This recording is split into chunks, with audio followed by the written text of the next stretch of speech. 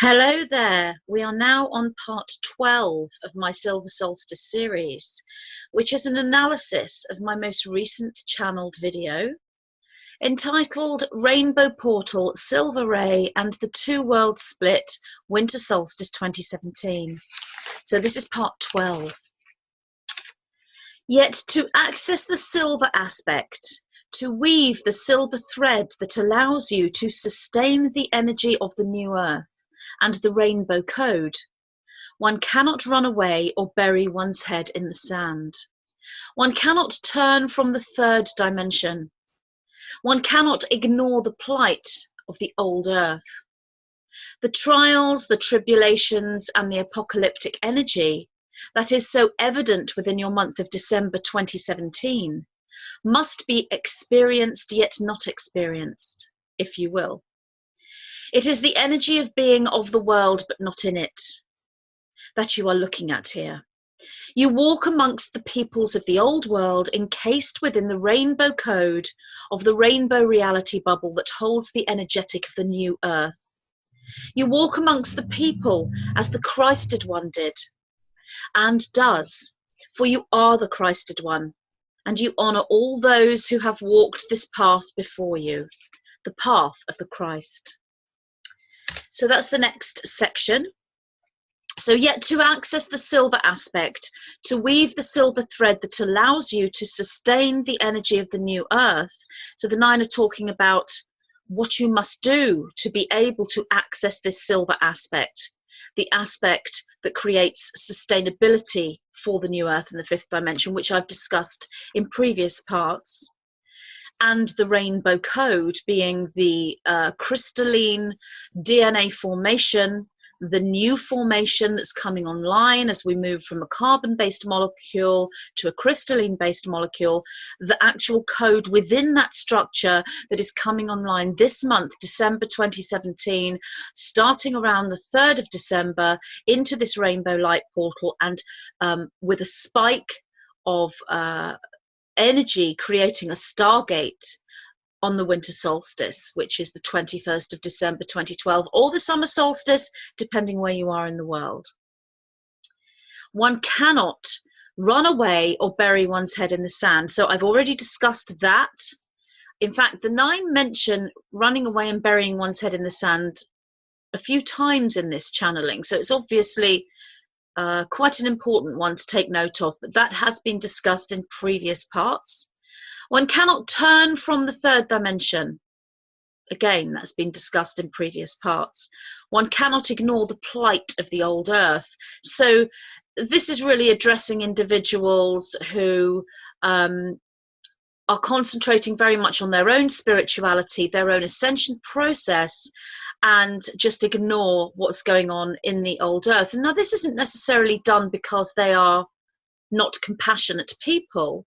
This is often done because A, they can't deal with the plight of the old earth, it causes them so much pain, or 2, it may be the belief system that once you are in your own bubble, your own reality, and you're moving forward into 5th dimensional energy, that although the old earth plight is around you, it doesn't involve you. You are nothing to do with it, kind of thing. Both of these need to be looked at. The first one, if it causes you pain, then that's what needs to be integrated. Again, this has been discussed in previous parts.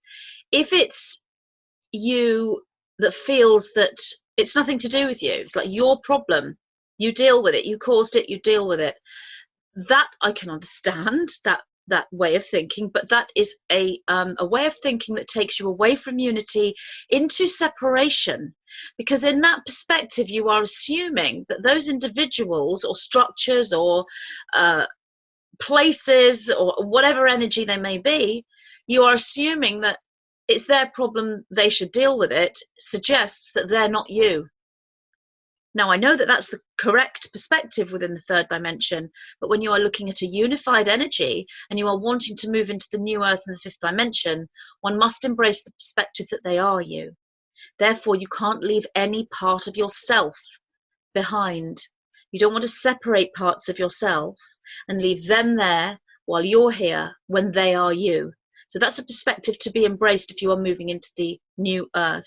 So you cannot ignore the plight of the old earth if you want to sustain fifth dimensional energy, because that's the activation of the silver ray.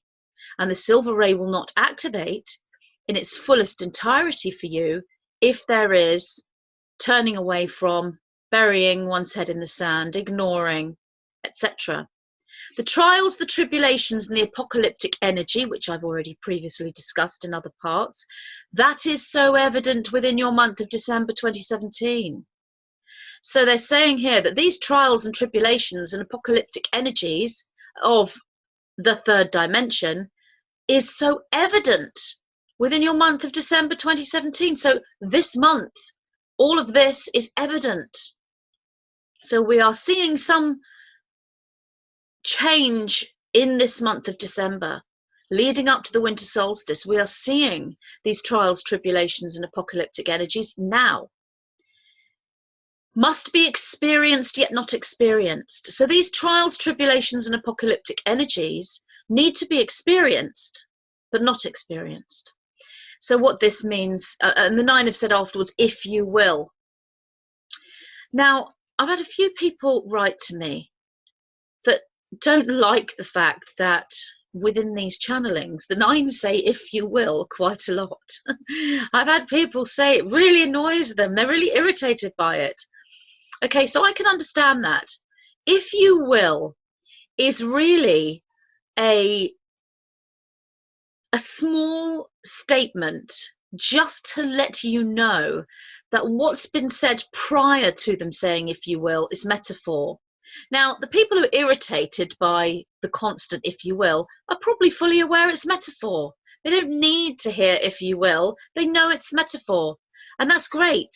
But there are those people who do not. There are people who are beginners to this material, and they're not sure what's metaphor and what's literal. I mean, really, I have had a lot of people write to me when I would have thought a metaphor was very, very obvious, and people have taken that metaphor literally and have written to me to ask me if it's metaphor or if it's literal. So when the nine say, if you will, it's because they feel that it needs to be explained, or a statement needs to be made that that particular part of the channeling is metaphor. So experienced yet not experienced, if you will, because obviously in a literal sense you can't experience something and not experience something simultaneously, literally. So it's metaphoric, and yet it's not a metaphor that is explaining something that's not what it is, if you know what I mean. Like, for example, if I were to have a plate of food with carrots and peas on there, I could say I've got a rainbow on my plate. That's a metaphor for the carrots and peas because they're orange and green. It's not that kind of metaphor. It is experienced yet not experienced. So what you are doing here is you're experiencing the trials, the tribulations, the apocalyptic energy. It's part of your reality. It will be experienced by you. It will come into your life. Yet not experienced means you're not fully entrenched within it. It doesn't drag you down. It doesn't create reactions within you. You don't become reactive.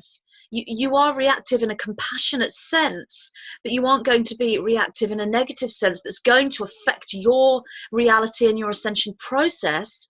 But you don't want to remove yourself from the situation so much in order to assist your ascension process, but then not be experiencing the trials and tribulations, because then integration is not created. One doesn't go through an integrative process there. So experienced yet not experienced, which is exactly the same as being of the world but not in it, which has been already discussed in previous sections.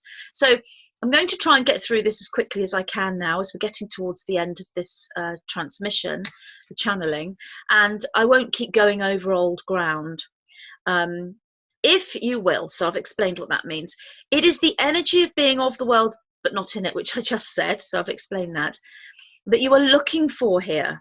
You walk amongst the peoples of the old world encased within the rainbow code of the reality, of the rainbow reality bubble, that holds the energetic of the new earth. So we've spoken about the rainbow reality bubble, what it means, how it holds the energy of the new earth, and how you're walking amongst the peoples in the old world encased in this reality bubble, all been discussed in previous sections of this Silver Solstice series. You walk amongst the people as the Christed one did. The Christed one. So one could say this is referring to Jesus, the Jesus in the Bible. But one could also say this is referring to any ascended or enlightened being that has really that has achieved self-actualization. One could also interpret this as this being a non-physical being walking amongst the people. So there's many ways of explaining this, but my interpretation would be that this is referring on the most grounded level to Jesus Christ in the Bible. Having said that, the nine have given me the information that there was more than one Jesus Christ that existed that went into the biblical story. So I'm not saying there were many, there weren't a lot. There were a few, a small number of individuals, and the stories of these individuals has sort of been put together to create the story we know in the Bible. So yes, they were literal people, but there was more than one. There wasn't just one man, but there was one man that was known for many of the stories, but some of the stories are somebody else. So there was more than one person that went through an ascension process in that time period on this planet, but it was a low number. From what I can gather in my communications with the nine, it was around 5 people. It was a very low number of individuals at that time. If you look at how far we've come, I hazard a guess, I don't know for sure, but I would say we're looking at possibly 2-3 million people on an ascension process, maybe more. And yet there were just 5 at that time, in that time period, roughly. It's not an actual, I don't get actual figures, but from what I can see, it looks about 5, maybe 6, maybe 7. And now it's about 2.5 to 3 million, roughly. So don't quote me on that. It is really difficult to energetically see number. And I don't necessarily hear number when it comes to amounts of things. I hear number in relation to geometry and numerology, but not necessarily amounts of people, because you're looking at multiple timelines, and in one timeline there may have been a different number of individuals than in the other. So looking in the quantum field, we can give an average and say that there were roughly 5 individuals that went into the Bible story, the biblical story, that would stand as Jesus Christ, and that there are roughly, looking at all the quantum timelines, around 2.5 to 3 million starseeds going through an ascension process, increasing all the time. It may well be more than that. So the point is, look how far we've come. It doesn't seem a huge increase on the face of it in linear sense when you're looking at several thousand years, but it is when you're looking at the energy that an ascended individual or an individual on an ascension process can create. Because 5 individuals who were all part of this Jesus Christ story were incredibly powerful in their ability to spread light and raise energy. Now we've got this 2.5 to 3 million individuals that can do this. So when you look at the energetic, it's engulfed the entire planet and beyond. It only takes a few million, 2 or 3 million, less than that, to engulf the entire planet and beyond and change the timelines for this planet and steer the timelines for this planet, because the light is so much more powerful than the non-activated or the dark. You walk amongst the people as the Christed One did and does. So the Christed One is still here and walking amongst the people, for you are the Christed One. So therefore, the 9 are talking about you, the starseeds.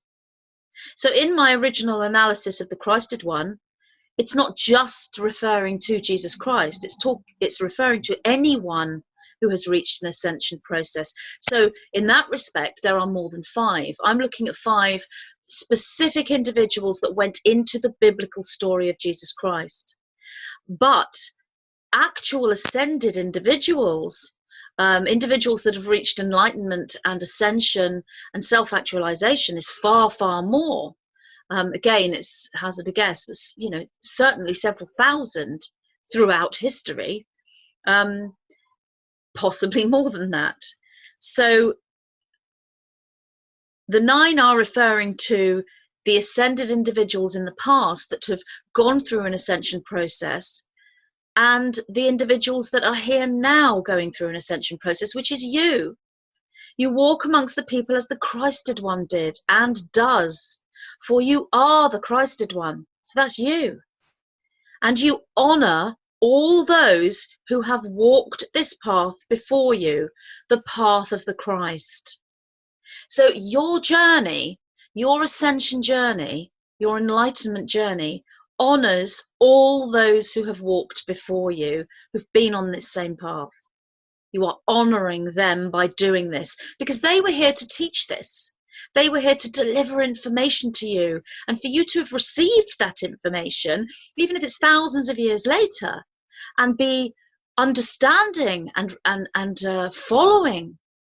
So you are honoring Jesus Christ, which is interesting, because you'll have a lot of perhaps Orthodox Christians that follow the Christian path that will look at perhaps New Age individuals, and often what they say is, well, the New Age individuals are okay, but they don't walk in Jesus's name. They don't honor Jesus.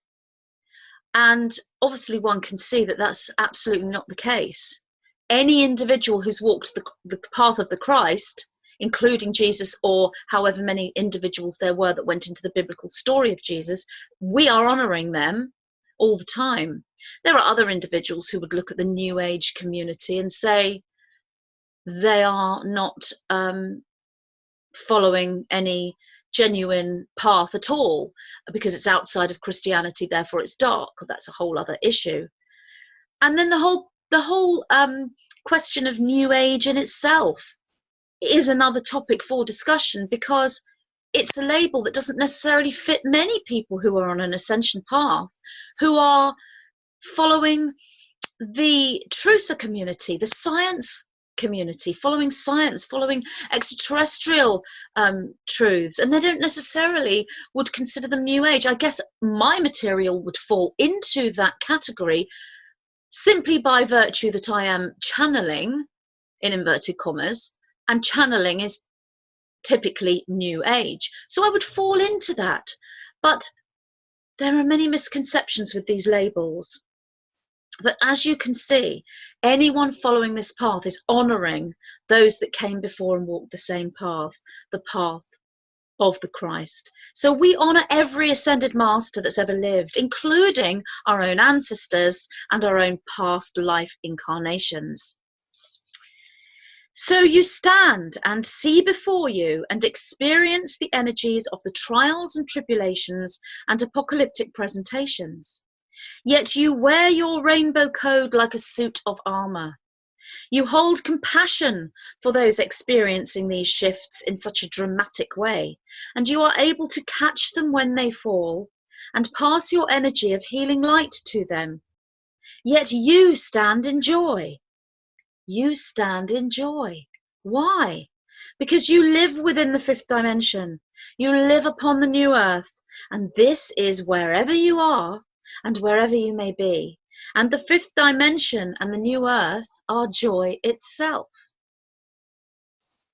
So you stand and see before you and experience the energies of the trials and tribulations and apocalyptic presentations. So you, in your life, see quite clearly in this third dimensional linear reality the energies of the trials and tribulations and apocalyptic presentations. And I've discussed what those mean in previous sections of this Silver Solstice series. So you're seeing these in the third dimensional reality. Yet you wear your rainbow code like a suit of armor. Now, a suit of armor is a protective covering, a protective casing. It protects you from harm. So you are wearing this rainbow code as protective energy from, protective covering or casing from the energies of the trials and tribulations and apocalyptic presentations. So this is another way of saying you're of the world but not in it, but it's explaining it more. It's not about receiving protection and asking for protection and manifesting something to be protected from simultaneously, which does come with that manifestation and that asking. This is more about being of the world and not in it, being able to see the trials and tribulations and apocalyptic energies, to experience the energy of that, and yet be protected from that causing you harm. So the energies of these trials, tribulations, and apocalyptic energies cannot affect you in the way they would affect a third dimensional person. So we're looking at shock, despair, anger, grief, confusion, hatred, fury, separation, battle mentality, depression, everything that comes with these trials and tribulations. It's not to say you won't experience something of that nature, especially if your relatives and friends are experiencing it. But if you truly are holding the energetic of the new earth, because the 9 go on to talk about joy, the joy you experience within that is intermingled with any negative emotion you may have and is counteracts it, I guess. So be careful that you are not rising above any genuine negative emotions that need to be cleared or integrated. So you don't just ignore and bury your head in the sand regarding those emotions, you integrate them. My first book, Masters of the Matrix, talks about this, talks very much about the integration of emotions, and there's a lot of teaching in there about how to integrate emotions. So if you are somebody who is still experiencing, I say still, we all do, we all experience negative emotion, but if you're someone who's experiencing negative emotions and you are not sure if you've been integrating them, or if you don't know how to integrate them and you need more assistance, then check out my book Masters of the Matrix, because the teachings are in that book. So, and that's from the 9, and they're not teachings I just wrote about as a conduit for the 9, as a conduit for their transmission. That is what happened when I channeled the material, but then something happened in my personal life and I had to use the method in the book. And I found it really difficult at first, even though I'd already written the book, because I just thought, I can't do this. But I listened to the 9 and I read my own material, and I did do this, and I worked with the teaching, and it worked. So I'm not just recommending something to you just because I wrote it. It does work in integration of a negative emotion. So if you're interested, check that out. You hold compassion for those experiencing these shifts in such a dramatic way. So you're seeing other individuals going through all these emotions and you hold compassion for them. Absolutely. And you're able to catch them when they fall. So when they really do become in a state of despair and this is affecting their life, and you know, from what I see, there's a lot of people that are going to feel this way, if not already. And it's kind of like not next year or the year after or 10 years time. It's now, this month.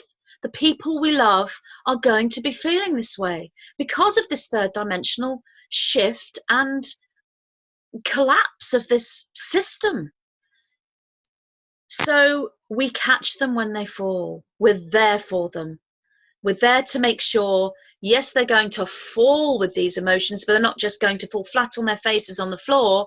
We, the light workers, we, the light warriors, we, the star seeds, we will catch them. You don't have to be next to them.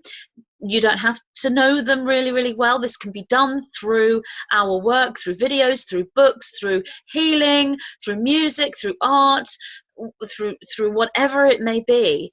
There are enough star seeds together to be there for everyone, energetically and literally, and catch them when they fall. And pass your energy of healing light to them. So you are able to give of your energy in whatever way. Now, if you are still integrating your own shadow and you have these lower emotions, these negative emotions, I won't say lower because they are all essential in our growth. If you have these negative emotions, you are going to want to hold on to your own energetic field and not be consciously passing it to others because you need it for self. Yet if you're in a state of integration, it won't be long before you process through, and then you will be able to stand as a conduit and flow. So it's not just your healing energy you're passing to others, you're standing as a conduit to pass higher dimensional energy to others. Therefore, you are literally a tube to flow energy through, as well as giving of yourself. But if you have gone through quite a lot of integration and you are understanding that new earth energy, the fifth dimensional energy, and you are experiencing it despite or because of, or whatever way you want to look at it, these third dimensional energies that are trials and tribulations. If you've gone through that integration and you are feeling that higher energy, then you will be able to give of your own energies as well as standing as a conduit. And you will still have plenty of energy left over for yourself, because when you are fifth dimensional, it's replenished and replenished and replenished. It is abundant. It is an energy of abundance. It can never run out. There won't ever be a case where, oh, I've got no fifth dimensional energy left. Now, in the transformative phase of the Rainbow Bridge, we can experience burnout, and we learn to understand when that is. So taking rest periods, sea salt baths, high nutrition, meditation, spa, sauna, yoga, whatever it may be, we're learning how to replenish our energy. But with the sustainability of fifth dimensional energy and the activation of the silver ray, we are constantly in an abundant flow. So we won't need to do quite as much release of that sort of a burnout energy within the third dimension, because we're in an abundant state. So there's an abundance of energy already replenishing us. We'll need to get used to that, because that's going to be a new thing, and yet it's all being done slowly. Nothing is being done dramatically to shock our system. Everything's happening in accordance with our own growth. So you pass your energy of healing light to them, yet you stand in joy. So you are in compassion for others, you're empathic for others, you understand what they're going through, you're seeing the trials and tribulations and the apocalyptic energies all around you. You are affected by them because they're in your reality, but your protective bubble you wear like a suit of armor, you are able to replenish your energy and give it to others, stand as a conduit to give energy to others, catch others when they fall, and yet you, amongst all this, stand in joy. Not because you don't care. And this is such a misconception with people like us. I've heard time and time again, people say, you just turn a blind eye to what's going on, you ignore all the dark things, you ignore all the negative things that are going on, and just sit there in your little meditation bubble on your little cloud with your incense and your unicorns, and as long as you're all right, doesn't matter about everyone else. That is the perception of many about light workers, light warriors, and those in the New Age. Now, it's not an incorrect perception if that individual has not moved into an integrative state. It's true. This is what gives the New Age and the light workers a bad name. It's correct. But what they miss is when integration does take place, that is a totally incorrect analysis, because the compassion is there, the concern is there, the desire to assist is there, and the practical application and action of assistance is there also. Don't worry if others can't see that and you are doing what you can do. You can't force a perception on someone else. And if they see you as a fluffy bunny who doesn't care about those that are suffering, then there's really nothing you can do about their perception. All you can do is stand within your own alignment and your own knowing. So, message for the starseeds and the light workers who are there and are getting that kind of energy at them. It can be upsetting, especially when it's someone you love that's looking at you that way. But as I said, you cannot force a perception on someone else. No matter how much you talk and show them things and scream and shout and stamp your feet and please look at me, please see me, you cannot do it. They are responsible for their perception, their perspective, and their reality. All you can do is state your case honestly, and then if you are if there is continuing ridicule coming towards you, then you bring your boundaries up with compassion and with understanding, but you quite firmly say, no, I will not be ridiculed or walked all over or teased or threatened or whatever it may be. So you bring up your boundaries. So while all of this is going on, you stand in joy. And the 9 repeat, you stand in joy. They say it twice. So important. Why? Why do you stand in joy when all this is going on in the 3rd dimension? Because you live within the 5th dimension. You don't live in the same dimension. You don't live in the same world. You don't live on the same planet. You don't live on the same earth. You live upon the new earth. And the new earth is wherever you are and wherever you may be. So wherever you go, wherever you are, wherever you drive, wherever you walk, wherever you travel, you live upon the new earth. So as I said again, you are not jumping to another planetary system or dimension or world or earth and leaving behind other people, ignoring them, turning away from them and running into a rainbow with your arms outstretched in a state of glee. Yay, I'm home, and sorry you lot, you can stay behind, I'm off. That is not how it is at all, because you can still interact with them. You are still here in that state, but that bubble, that suit of armor, that rainbow code, which is a DNA frequency, it is a change at the cellular level. That is what the suit of armor is. It is a change at the cellular level. It's a biological change in your physiological makeup. This is wherever you are and wherever you may be, and the 5th dimension and the new earth are joy itself. So this is why you stand in joy, because you live upon the new earth, which is the 5th dimension, and the 5th dimension and the new earth are joy. So if you want to look at it that way, you're not on a planet, you're not on another earth, you're not in another dimension, you're in an emotion. And that emotion is joy. It's the same thing, because from the higher perspective, emotion is a state of consciousness, and a state of consciousness is a place. Therefore, it is a dimension, it is a sphere, it is a planet, it is a world. So you are there. Every time you experience joy and bliss, you are in the new earth, in the fifth dimension. But it doesn't mean it's just an emotion and that the fifth dimension is a metaphor for emotion. It's all of these things. It is a dimension, because you can go to the fifth dimension without experiencing joy. But that's a different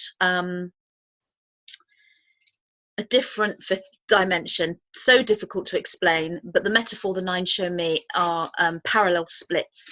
So you've got, for example say, let's say there's a line here, and then there's a load of dimensions on this side and several dimensions on this side. It's just a metaphor to explain it. So we've got dimension 3 and 4 are in this pen, and then 5 is above the pen, and then there's a 5 below the pen. The 5 above the pen is joy, and the 5 below the pen is not. This is a service to self dimension. This is a fifth dimensional service to self state. This is a negative polarized reality, which is what the service to self energetics are creating and wanting to go to. So when ascension takes place, the star seeds, the service to others, individuals, ascend up the scale to the fifth dimension, and the service to self individuals descend down the scale to the fifth dimension. It's just one model of explaining this, because it's such a tough one to get your head around. There are many, many models, but that's the way the nine showed me. I have had other people say to me that they see a fifth dimension containing negative entities and positive entities in the same dimension, but they simply don't meet or interact. That would be another way. But the nine are quite, they show me scales, using measuring tools for me to understand what they're talking about. So that's quite a good one, I feel. For me, you may resonate with a different model, but this is a good one. And as I said, so there's 3 and 4, let's say, and then we got 5, 6, 7, whatever. I mean, it won't go fully down, because by 7 they really are the same place. There isn't really a negative. Polarization becomes very different once we get to the 7th dimension. So there has to be an integration into a unity by that time. And that's already here anyway. In the positive polarized dimensions, we're very, very unified.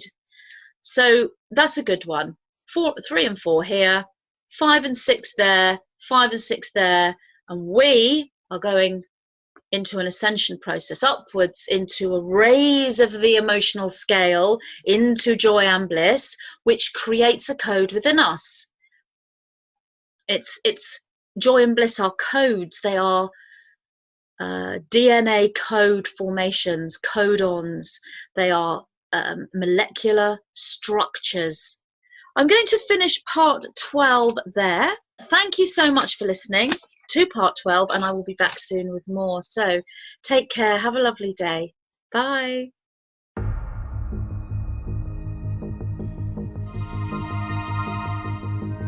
We are now at a time in our planetary evolution known as Ascension.